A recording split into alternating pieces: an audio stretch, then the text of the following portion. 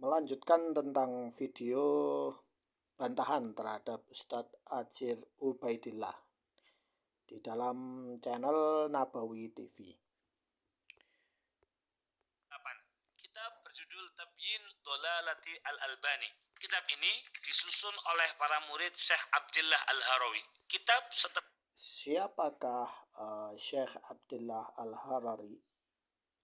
Syekh Abdillah Al-Harari ini salah seorang yang sangat ta'assub kepada akidah Jahmiyah. Sangat ta'assub dia. Dan dia menuduh Ahlus Sunnah itu sebagai hasyawiyah.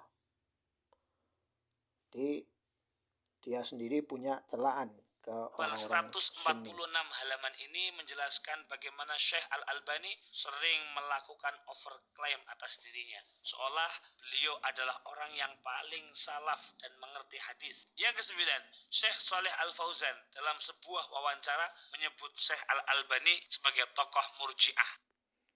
Oh, jadi Syekh Al-Albani adalah salah seorang murji'ah.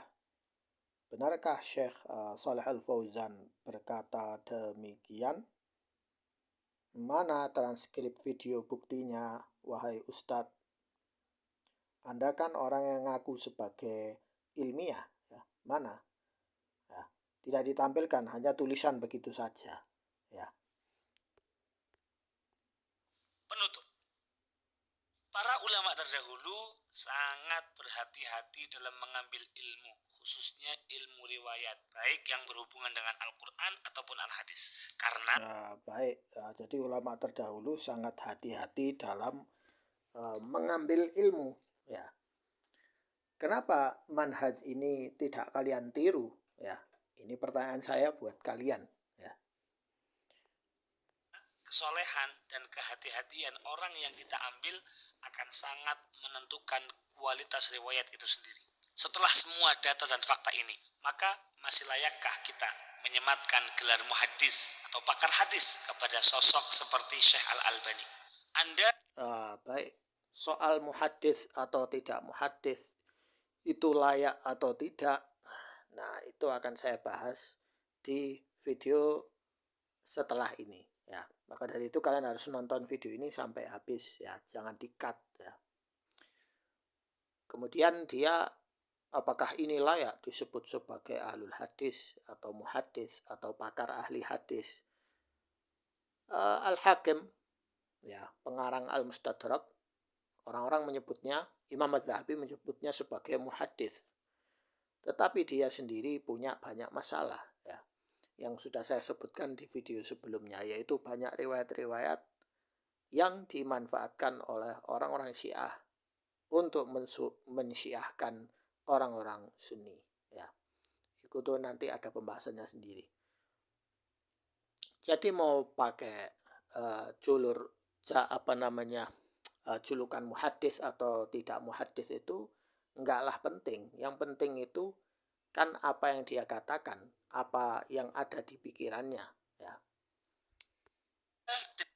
Tidak perlu merasa terpukul karena memang sebagian informasi tentang ulama rujukan Anda ditutup-tutupi. Kami Baik, dia bilang ulama rujukan Anda di sini siapa? Saya, para penonton, ditutup-tutupi ya. Kalau siapa yang menutup-nutupi ya, siapa yang menutup-nutupi? Nah, masalahnya orang-orang malas membaca ya, dan Anda sendiri juga menutupi informasi yang sudah saya bantah tadi itu ya. Karena saya tidak paham niat Anda ini apa, punya agenda tertentu apa. dan saudara-saudara kami sebagai korban. Mereka tidak menghendaki adanya upaya kebohongan dan pembatasan informasi ini. Ya, saya juga tidak menghendaki adanya pembatasan informasi. Informasi harus dibuka ya, dan saya sudah buka informasinya di channel saya ya. Kalau mau diskusi silakan ya. Sehingga kita yang harus memahami bahwa mungkin saja saudara-saudara seiman kita yang mengikuti sosok ini hanya karena dilandasi ketidaktahuan. Salah, Anda berkata seperti itu salah ya. Saya paham ya karya-karya beliau. dan saya tahu ya ada ijtihad beliau yang salah ya, dan saya tidak ikuti kalau ada ijtihad beliau yang salah ya. Kalau ada ijtihad beliau yang benar ya, ada sumbernya, maka saya ikuti ya. Dan seorang sunni itu tidak boleh taklid ya. Tidak ada istilahnya murid ya, istilahnya kayak sufi harus ikut syekhnya, sewaan syekhnya itu salah nyuruh dia untuk berbuat hal yang nyeleneh ataupun benar. Tidak ada seperti itu ya. Manhaj as-salafi itu jelas ya. Sebagai manusia, tentu kita harus insaf mengakui bahwa ada sisi positif dari beliau, terutama soal kesabaran dan ketekunan mengumpulkan literasi yang beliau miliki. Ya tentu saja tidak mudah, ilmu hadis itu tidak mudah ya.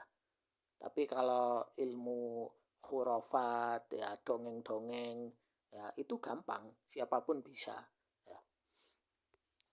Pun tidak perlu ikut-ikutan menghakimi ataupun menjelekan, apalagi mengkafirkan beliau.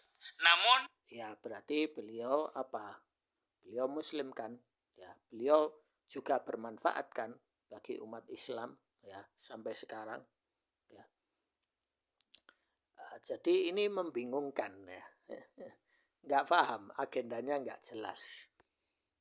data dan fakta semestinya membuat kita sadar bahwa Syekh Al-Albani tidak sedahsyat apa yang dinarasikan oleh para pecintanya selama ini. Budaya menghargai pendapat dan keilmuan para ulama harus kembali ke dalam budaya umat Islam. Sedangkan budaya mengkafirkan, menyesatkan hanya karena minimnya ilmu dan wawasan sudah seharusnya bersama-sama kita bersihkan dari tubuh umat Islam secara keseluruhan. Justru ya, tasfiyah dan tarbiyah itu sangat penting. Kita harus tahu mana perbuatan yang dapat menyesatkan dan mana perbuatan yang dapat menjadikan seseorang itu menjadi kafir. Harus tahu ya, harus tahu mana itu huda, mana itu dhalal, mana itu petunjuk, mana itu kesesatan, mana itu cahaya, mana itu kegelapan. Harus tahu, bukan ditutup-tutupi demi persatuan. Tidak seperti itu. Saling menghargai diawali dengan paham betul mana sumber masalah. Dan penting, sumber masalah utama adalah mengambil sumber di luar Al-Quran dan As-Sunnah, yaitu dari kitab-kitab filsafat, ilmu kalam, dan sufisme kuno ya. Untuk tidak menjadikan perilaku sosok Syekh Al-Albani sebagai tolak ukur kebenaran. Bagi Anda yang memang benar ya, Syekh Al-Albani bukanlah tolak ukur kebenaran, karena tolak ukur kebenaran itu adalah Al-Quran dan As-Sunnah As-Sahihah. Adapun Al-Albani rahimahullah, jika pendapat beliau atau dakwah beliau benar, maka kita harus ikuti ya. Tapi kalau ada ijtihad yang salah, maka kita tidak boleh mengikuti ya. Seperti itu kan. pengikut Syekh Al-Albani jangan terlalu berbangga sehingga sibuk mencaci. Fokus saja dengan kekurangan diri yang masih begitu banyak dan jagalah lisan Anda dari menyakiti hati sesama muslim. Wassalamualaikum warahmatullahi wabarakatuh. Ini saya mau tanya balik ke Ustadz. Anda buat video dari awal ini sampai akhir ini, kemudian Anda bilang jangan mencaci, ya jangan menghina, jaga lisan, jaga ini. Nah, lalu Anda mengambil sumber-sumber dari kelompok-kelompok orang-orang yang ngawur, ya. Lalu menjelaskan ini loh, Al-Albani begini. Anda sebutkan semua kejelekannya. Kemudian bilang jangan mencaci. Lalu terus Anda dari awal buat video ini tujuan Anda apa? Ya. Jadi jangan anggap kita ini bodoh, ya. Kita ini ya, saya sendiri ya juga paham orang Indonesia malas membaca. Kebanyakan dari mereka malas membaca, malas mencari sumber kebenaran itu. Maunya apa? Taklid. Ya. Akhirnya sekarang Anda membuat video ini, ya ini justru membuat Syiah dan kelompok-kelompok lain bertepuk tangan, senang. ya. Lalu di akhir video ya sudah, ini orang tidak terlalu hebat. Ya orang ini punya jasa, cuma tidak terlalu begini dan begitu. Ya. Apa maksud Anda buat video ini apa? Agenda terselubung apalagi di balik ini semua? Nah, lalu soal riwayat Imam Muslim yang Anda bilang sampai ta'assub seperti itu, akan saya jelaskan di video berikutnya bahwa banyak riwayat-riwayat hadis itu yang perlu difilter dan diperiksa lagi. Sekian, semoga bermanfaat.